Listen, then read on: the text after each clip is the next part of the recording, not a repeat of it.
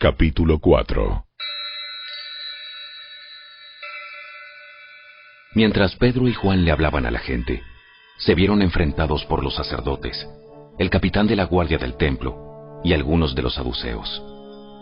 Estos líderes estaban sumamente molestos porque Pedro y Juan enseñaban a la gente que hay resurrección de los muertos por medio de Jesús.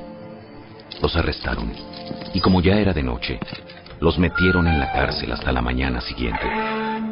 Pero muchos de los que habían oído el mensaje lo creyeron, así que el número de creyentes ascendió a un total aproximado de 5,000 hombres, sin contar a las mujeres y a los niños. Al día siguiente, el concilio, integrado por todos los gobernantes, ancianos y maestros de la ley religiosa, se reunió en Jerusalén.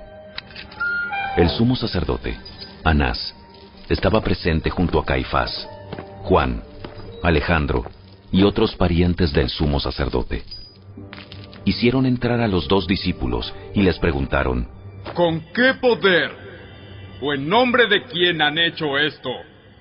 Entonces Pedro, lleno del Espíritu Santo, les dijo: gobernantes y ancianos de nuestro pueblo, ¿nos interrogan hoy por haber hecho una buena obra a un inválido? ¿Quieren saber cómo fue sanado?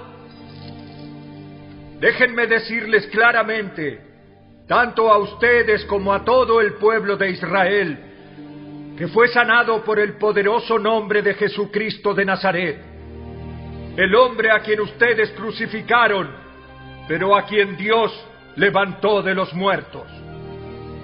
Pues es Jesús a quien se refieren las Escrituras cuando dicen: la piedra que ustedes, los constructores, rechazaron, ahora se ha convertido en la piedra principal. En ningún otro hay salvación. Dios no ha dado ningún otro nombre bajo el cielo mediante el cual podamos ser salvos. Los miembros del concilio quedaron asombrados cuando vieron el valor de Pedro y de Juan, porque veían que eran hombres comunes, sin ninguna preparación especial en las Escrituras. También los identificaron como hombres que habían estado con Jesús. Sin embargo, dado que podían ver allí de pie entre ellos al hombre que había sido sanado, no hubo nada que el concilio pudiera decir. Así que les ordenaron a Pedro y a Juan que salieran de la sala del concilio y consultaron entre ellos: ¿qué debemos hacer con estos hombres? No podemos negar que han hecho una señal milagrosa, y todos en Jerusalén ya lo saben. Así que para evitar que sigan divulgando su propaganda aún más, tenemos que advertirles que no vuelvan a hablar con nadie en el nombre de Jesús. Entonces llamaron nuevamente a los apóstoles y les ordenaron que nunca más hablaran ni enseñaran en el nombre de Jesús. Pero Pedro y Juan respondieron: ¿acaso piensan que Dios quiere que los obedezcamos a ustedes en lugar de a Él? Nosotros no podemos dejar de hablar acerca de todo lo que hemos visto y oído. Entonces el concilio los amenazó aún más, pero finalmente los dejaron ir, porque no sabían cómo castigarlos sin desatar un disturbio.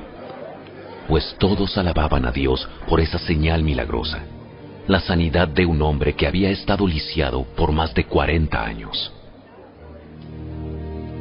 Tan pronto como quedaron libres, Pedro y Juan volvieron a donde estaban los demás creyentes, y les contaron lo que los sacerdotes principales y los ancianos les habían dicho. Cuando los creyentes oyeron las noticias, todos juntos alzaron sus voces en oración a Dios. ¡Oh Señor soberano! Creador del cielo y de la tierra, del mar y de todo lo que hay en ellos. Hace mucho tiempo, tú hablaste por el Espíritu Santo mediante nuestro antepasado David, tu siervo, y dijiste: ¿por qué estaban tan enojadas las naciones? ¿Por qué perdieron el tiempo en planes inútiles? Los reyes de la tierra se prepararon para la batalla. Los gobernantes se reunieron en contra del Señor y en contra de su Mesías. De hecho, eso ha ocurrido aquí, en esta misma ciudad. Pues Herodes Antipas, el gobernador Poncio Pilato Los gentiles y el pueblo de Israel estaban todos unidos en contra de Jesús, tu santo siervo, a quien tú ungiste. Sin embargo, todo lo que hicieron ya estaba determinado de antemano de acuerdo con tu voluntad. Y ahora, oh Señor, escucha sus amenazas y danos a nosotros, tus siervos, mucho valor al predicar tu palabra. Extiende tu mano con poder sanador. Que se hagan señales milagrosas y maravillas por medio del nombre de tu santo siervo Jesús. Después de esta oración, el lugar donde estaban reunidos tembló, y todos fueron llenos del Espíritu Santo, y predicaban con valentía la palabra de Dios. Todos los creyentes estaban unidos de corazón y en espíritu. Consideraban que sus posesiones no eran propias, así que compartían todo lo que tenían. Los apóstoles daban testimonio con poder de la resurrección del Señor Jesús, y la gran bendición de Dios estaba sobre todos ellos. No había necesitados entre ellos, porque los que tenían terrenos o casas los vendían y llevaban el dinero a los apóstoles para que ellos lo dieran a los que pasaban necesidad. Por ejemplo, había un tal José, a quien los apóstoles le pusieron el sobrenombre Bernabé, que significa hijo de ánimo. Él pertenecía a la tribu de Leví y era oriundo de la isla de Chipre. Vendió un campo que tenía y llevó el dinero a los apóstoles.